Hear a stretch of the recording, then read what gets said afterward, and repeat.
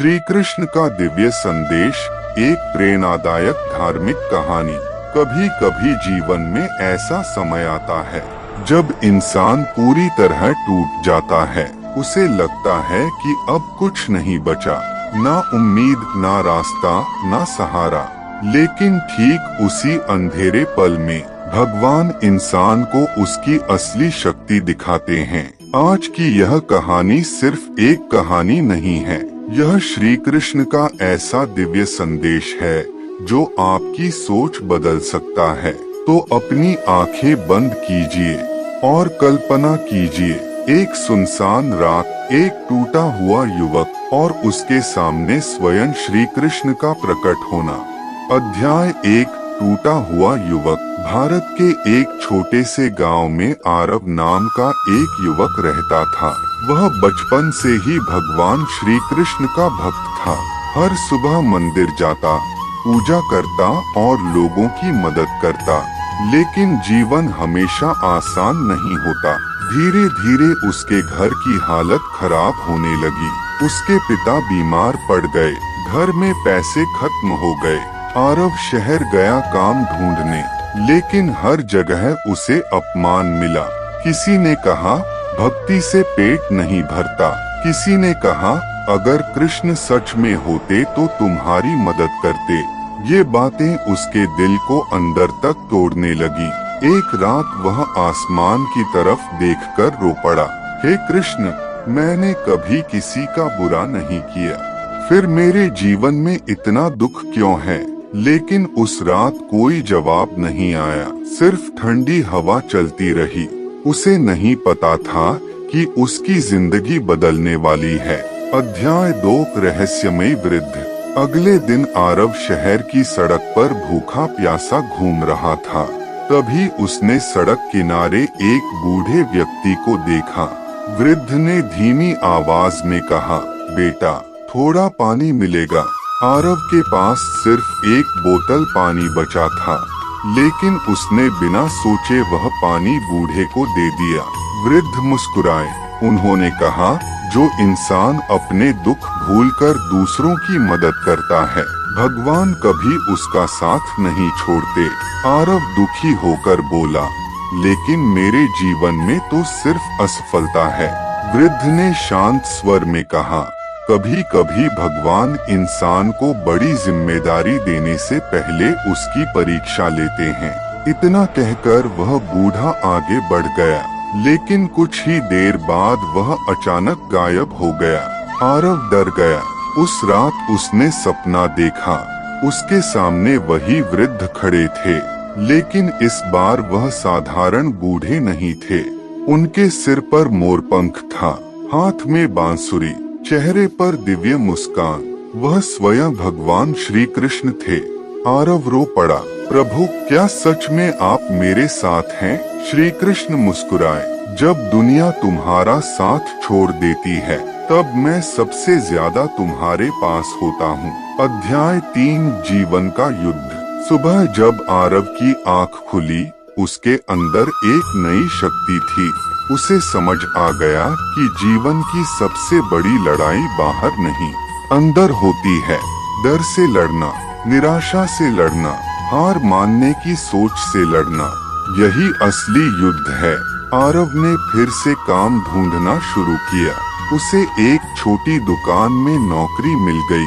वह पूरी ईमानदारी से काम करता था। धीरे धीरे मालिक भी उस पर भरोसा करने लगे। लेकिन एक दिन दुकान में चोरी हो गई।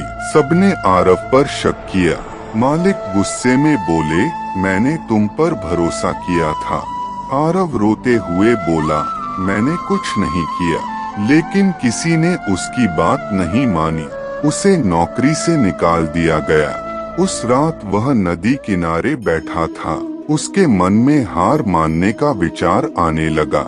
तभी अचानक हवा में बांसुरी की आवाज गूंजने लगी। उसने आंखें खोली और सामने श्री कृष्ण खड़े थे।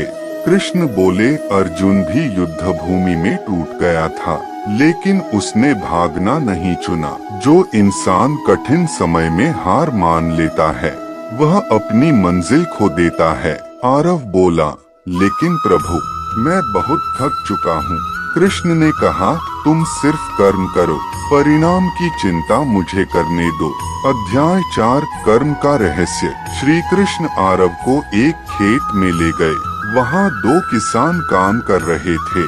पहला किसान लगातार शिकायत कर रहा था, मेहनत बहुत करता हूँ, लेकिन किस्मत खराब है।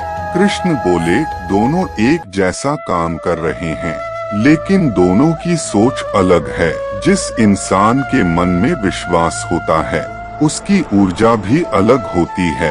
आरव ने पूछा, तो सफलता का रहस्य क्या है?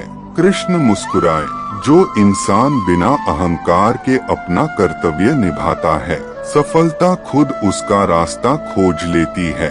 अध्याय 5 नया सफर। कुछ दिनों बाद आरव को एक व्यापारी के यहाँ काम मिला।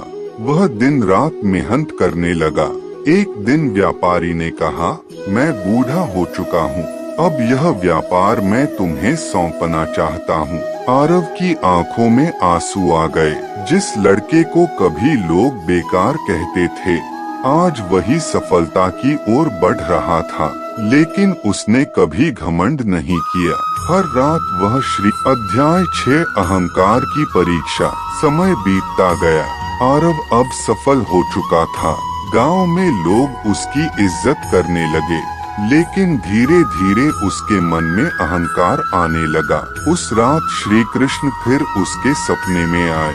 उन्होंने कहा, जिस पेड़ पर सबसे ज्यादा फल लगते हैं, वही सबसे ज्यादा झुकता है। अहंकार इंसान को भगवान से दूर कर देता है। आरव को अपनी गलती समझ आ गई। उसने फिर से विनम्र बनना शुरू कर दिया।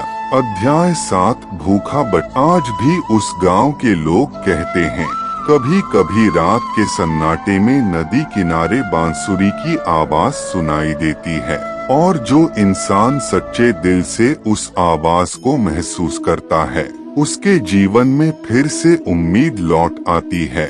शायद श्री कृष्ण आज भी हमारे आसपास हैं, बस हम उन्हें महसूस करना भूल गए हैं। हरे कृष्ण। अध्याय 10 सबसे कठिन परीक्षा। समय के साथ आरव का जीवन बदल चुका था। अब उसके पास पैसा था, सम्मान था। एक दिन गांव में भयंकर सूखा पड़ गया। खेत सूख गए, नदियां सूख गईं, लोग भूखे रहने लगे। गांव के लोग आरव के पास मदद मांगने आने लगे। कुछ लोग बोले, तुम इतने अमीर हो गए हो, अब गांव को बचाओ। आरव ने बिना सोचे अपने गोदाम खोल दिए।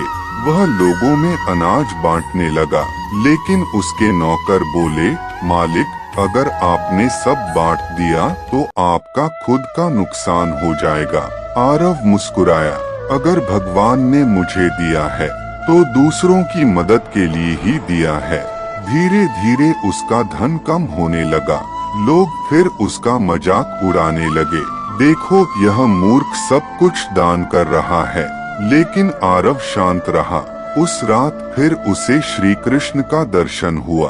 कृष्ण बोले, जो दूसरों के दुख में साथ देता है, मैं हमेशा उसके साथ रहता हूँ। अध्याय 11 विश्वास की शक्ति। कुछ दिनों बाद गांव में एक अमीर व्यापारी आया। उसे एक ईमानदार व्यक्ति की तलाश थी जो उसका व्यापार संभाल सके। पूरे गांव ने सिर्फ एक नाम लिया, आरव। व्यापारी ने आरव से कहा, मैंने तुम्हारे बारे में बहुत सुना है। लोग कहते हैं कि तुम सच्चे इंसान हो। आरव ने विनम्रता से सिर झुका लिया। व्यापारी ने उसे अपने व्यापार का साझेदार बना लिया। धीरे धीरे आरव पहले से भी ज्यादा सफल हो गया, लेकिन इस बार उसके अंदर घमंड नहीं था। उसे समझ आ गया था कि असली ताकत पैसे में नहीं, विश्वास में होती है। अध्याय 12 मृत्यु का डर। एक रात आरव के पिता की तबीयत बहुत खराब हो गई। वैद्य ने कहा, अब इनके बचने की उम्मीद बहुत कम है। आरव टूट गया। वह मंदिर में जाकर रोने लगा। हे कृष्ण, मैंने हमेशा आपकी बात मानी, अब मेरे पिता को बचा लीजिए।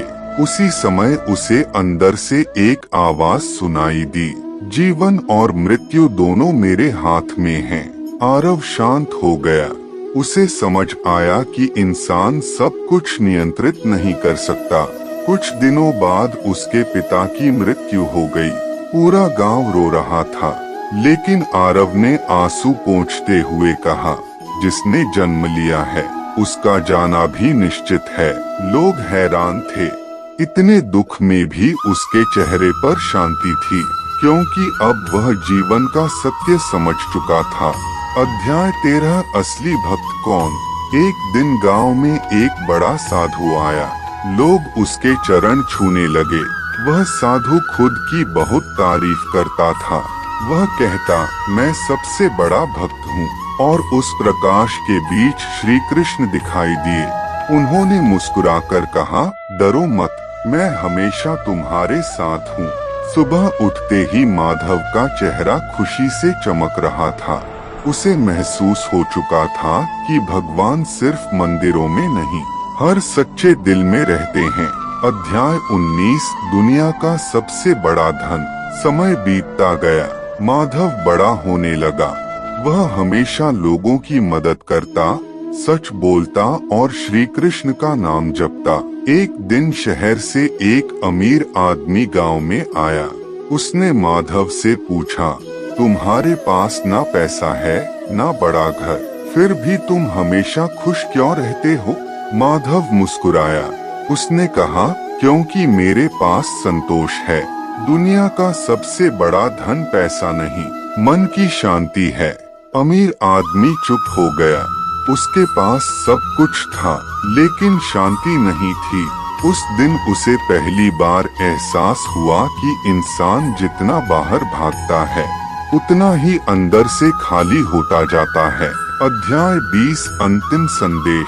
कहते हैं कि आज भी उस गांव में रात के समय कभी कभी बांसुरी की आवाज सुनाई देती है। जो इंसान दुखी होकर वहां जाता है, उसके मन को शांति मिलने लगती है। लोग मानते हैं कि वह श्री कृष्ण का आशीर्वाद है। शायद भगवान आज भी इस दुनिया में मौजूद हैं, लेकिन उन्हें देखने के लिए आँखों की नहीं, सच्चे दिल की जरूरत होती है। अगर जीवन में कभी आपको लगे कि सब खत्म हो गया, तो याद रखिए, महाभारत के युद्ध में भी अर्जुन टूट गया था, लेकिन श्री कृष्ण ने उसे फिर खड़ा किया था। इसी तरह भगवान आपको भी कभी अकेला नहीं छोड़ेंगे।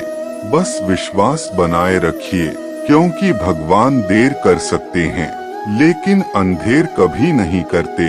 राधे राधे। अगर आपकी आंखों में इस कहानी को सुनकर आंसू आए हों, अगर आपको लगा हो कि श्री कृष्ण सच में आपके दिल से बात कर रहे हैं, तो समझ जाइए कि यह सिर्फ एक कहानी नहीं थी, यह आपके लिए भगवान का संदेश था। जब भी जीवन में दुख आए, जब भी लोग आपका साथ छोड़ दें, जब भी आपको लगे कि अब कुछ नहीं बचा, तो आंखें बंद करके सिर्फ इतना कहना, हे कृष्ण, मुझे संभाल लीजिए, और विश्वास रखिए, कहीं ना कहीं से जरूर कोई रास्ता निकलेगा। क्योंकि जो इंसान सच्चे दिल से श्री कृष्ण को पुकारता है, भगवान कभी उसकी पुकार अनसुनी नहीं करते। हरे कृष्ण। अगर आप भी श्री कृष्ण में विश्वास रखते हैं, तो अभी वीडियो को लाइक करें, कमेंट में लिखें जय श्री कृष्ण। इस वीडियो को अपने दोस्तों और परिवार के साथ शेयर जरूर करें, ताकि यह दिव्य संदेश ज्यादा से ज्यादा लोगों तक पहुंचे। और ऐसे ही powerful motivational stories, Bhagavad Gita, wisdom और श्री कृष्ण की दिव्य कथाएं सुनने के लिए चैनल को सब्सक्राइब करना बिल्कुल मत भूलिए। जय श्री कृष्ण।